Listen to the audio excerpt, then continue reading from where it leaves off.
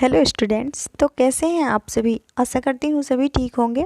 तो चलते हैं आज के अपने नए जीके के क्वेश्चंस की तरफ, जिसमें हमने UPSC, UP TET, IPS, IAS, CTET, SSC, GD TET, police, UP police यानी कि सभी एग्जामों में आने वाले प्रश्नों को इसमें हमने अपलोड किया हुआ है। तो चलते हैं अपने प्रश्न की ओर। आपका पहला प्रश्न है, जिसके 10 आनन हैं वाक्यांश के लिए शब्द लिखिए। आपका ऑप्शन ए है कवि दिनकर, ऑप्शन बी है कबीर, ऑप्शन सी है दशानन और ऑप्शन डी है रहीम। तो इसका सही जवाब हो जाएगा ऑप्शन नंबर सी, दशानन। जिसके 10 हैं आनन उसको हम लोग कहते हैं दशानन। और दशानन कौन थे, आप लोगों को पता होगा कि जिसके 10 सिर होते हैं, यानी रावण के 10 सिर थे, तो रावण को दशानन कहा जाता है। और आपका अगला प्रश्न है, रिक्त स्थानों की पूर्ति के लिए सबसे उपयुक्त शब्द का चयन करें। इस घर घर में यही दशा है, यानी कि इसके बीच में भरना है। कौन सा वर्ड सबसे बेहतर है। आपका ऑप्शन ए है गांव में, ऑप्शन बी है गांव के, ऑप्शन सी है गांव तक और ऑप्शन डी है गांव की।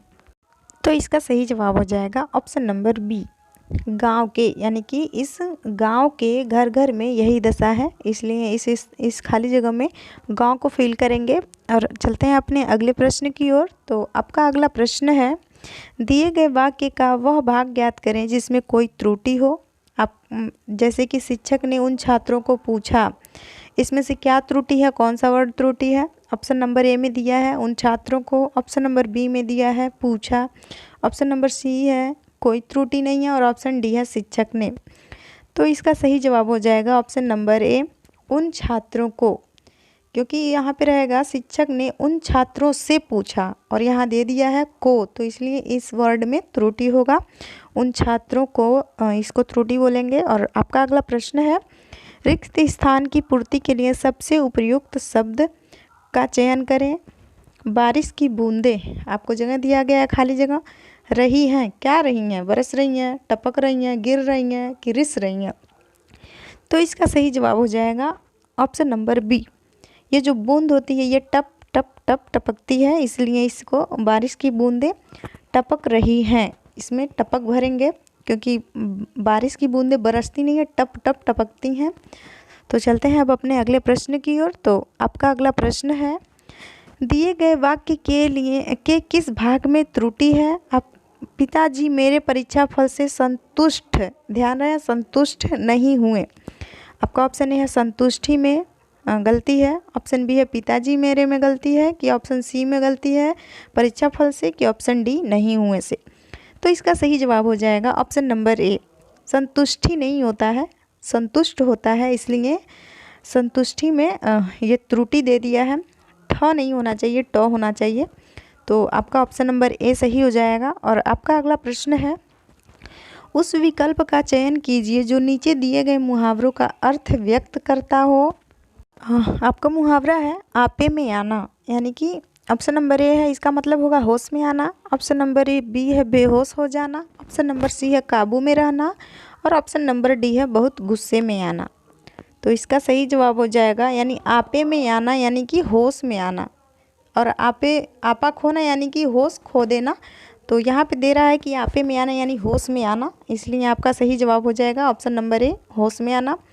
और आपका अगला प्रश्न है, दिए गए विलोम शब्द का चयन करें।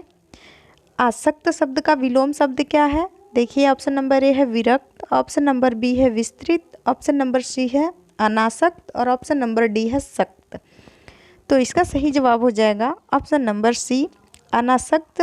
अनासक्त ये जो है आसक्त, इसका विलोम शब्द है।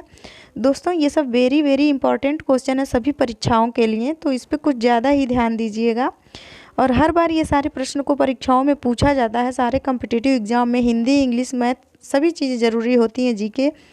और आपका अगला प्रश्न है, दिए गए वाक्य में रेखांकित खंड को प्रतिस्थापित करने के लिए सबसे उपयुक्त विकल्प का चयन करें।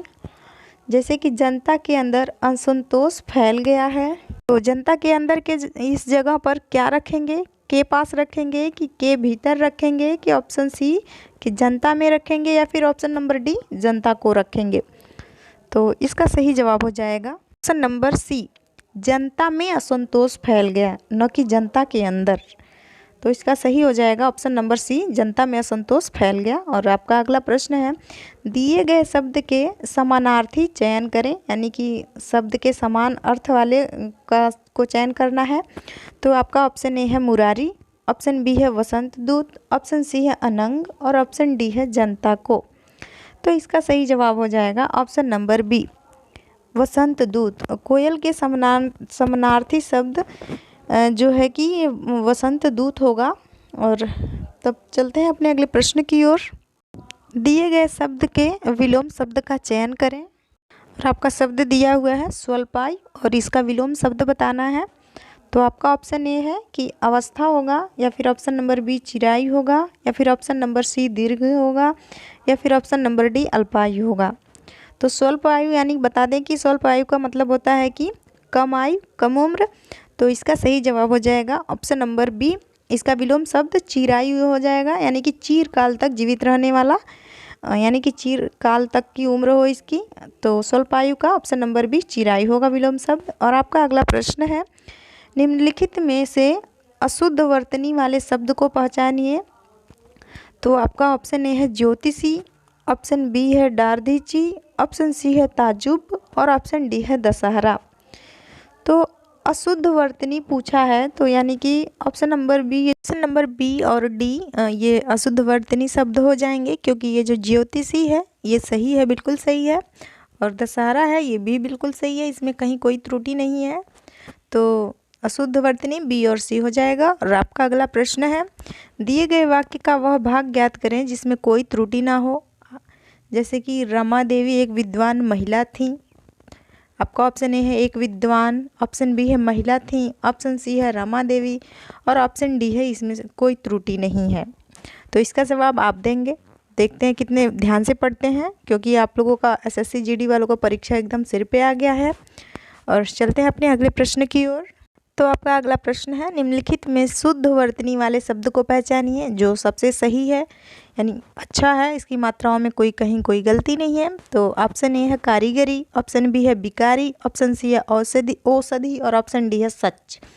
तो इसका सही हो जाएगा ऑप्शन नंबर ए कारीगर, क्योंकि ये जो बी है ये बिकारी नहीं भिखारी होता है, और सी औषधि नहीं औषधि होता है, और ये सच नहीं सत्य होता है।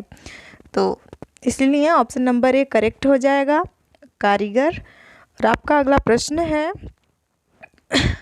ठीक परिणाम देने वाला वाक्यांश के लिए उपयुक्त शब्द होगा। ऑप्शन नंबर ए है सुखांत, ऑप्शन नंबर बी है सुखदाई, ऑप्शन नंबर सी है फलदाई और ऑप्शन नंबर डी है फलक। तो इसका भी सही जवाब हो जाएगा ऑप्शन नंबर सी फलदाई, क्योंकि जो हमें ठीक परिणाम देते हैं, अच्छा देते हैं, हम उसे कहते हैं फलदाई, सुखदाई नहीं कहते हैं, सुखांत भी नहीं कहते हैं, फलक भी नहीं कहते हैं, और उसको कहते हैं फलदायी। इसलिए आपका ऑप्शन नंबर सी करेक्ट हो जाएगा। और आपका अगला प्रश्न है, रिक्त स्थान की पूर्ति के लिए सबसे उपयुक्त शब्द का चयन करें। और ये शब्द आज इस साल का पहला तूफान, आगे क्या भरना है। ऑप्शन ए है चला, ऑप्शन बी है आया, ऑप्शन सी है नाचा और ऑप्शन डी है उठा। तो इसका सही जवाब हो जाएगा ऑप्शन नंबर बी, तूफान आया। मतलब कहते हैं ना कि इस साल पहला तूफान आया, फिर किसी भी चीज़ में कि तूफान आया था, तो इसलिए इसका सही जवाब हो जाएगा ऑप्शन नंबर बी, तूफान आया। और आपका अगला प्रश्न है, दिए गए वाक्यांश के लिए एक शब्द दीजिए। जैसे कि बिना वेतन के काम करने वाला, यानी कि इसका बस एक शब्द देना है, एक शब्द में उसे क्या कह सकते हैं। तो आपका ऑप्शन ए है वैतनिक, ऑप्शन बी है पेय, ऑप्शन सी है अवैतनिक और ऑप्शन डी है पेय भुगतान विहीन। तो इसका सही जवाब हो जाएगा ऑप्शन नंबर सी, अवैतनिक। वैसे इस ज़माने में बिना वेतन का कोई काम नहीं करता है, लेकिन सीखने के लिए लोग बिना वेतन के भी काम करते हैं, तो इसलिए इसका ऑप्शन नंबर सी हो जाएगा, अवैतनिक। और आपका अगला प्रश्न है कि नलिन किसका पर्यायवाची है। आपका ऑप्शन ए है कपड़ा का, ऑप्शन बी है जल का, ऑप्शन सी है कमल का और ऑप्शन डी है स्वर्ग का। तो इसका सही जवाब हो जाएगा ऑप्शन नंबर सी, कमल का नलिन पर्यायवाची है। और आपका अगला प्रश्न है, कांटों पर लौटना, इस मुहावरे का अर्थ है संकट में डालना, ऑप्शन बी है बाधा दूर होना, ऑप्शन सी है बेचैन होना और ऑप्शन डी है अड़चने पैदा करना। तो इसका सही जवाब हो जाएगा ऑप्शन नंबर सी, बेचैन होना, यानी खुद को कह रहा है, ये कांटे पर लौटाना नहीं है। लौटाना रहता तो ये हो सकता है संकट में डालना, लेकिन कांटों पर लौटना यानी कि खुद लौटना, इसका मतलब हो जाएगा ऑप्शन नंबर सी, बेचैन होना। ध्यान रहे, ये सब वेरी वेरी इंपॉर्टेंट क्वेश्चन है। और तो चलते हैं अपने अगले प्रश्न की ओर। तो आपका अगला प्रश्न है, दिए गए शब्दों के विलोम शब्द का चयन करें। और वो शब्द दिया गया है उदार। उदार का विलोम शब्द बताना है। आपका ऑप्शन ए है विनीत, ऑप्शन बी है अनुदत्त, ऑप्शन सी है आसक्त और ऑप्शन डी है कृपण। तो उदार का विलोम शब्द हो जाएगा ऑप्शन नंबर डी, कृपण। कृपण उदार का विलोम शब्द हो जाएगा। तो ध्यान रहे। तो दोस्तों, अगर वीडियो अच्छी लगे तो लाइक, कमेंट, शेयर और चैनल को सब्सक्राइब करना बिल्कुल ना भूलें। धन्यवाद दोस्तों।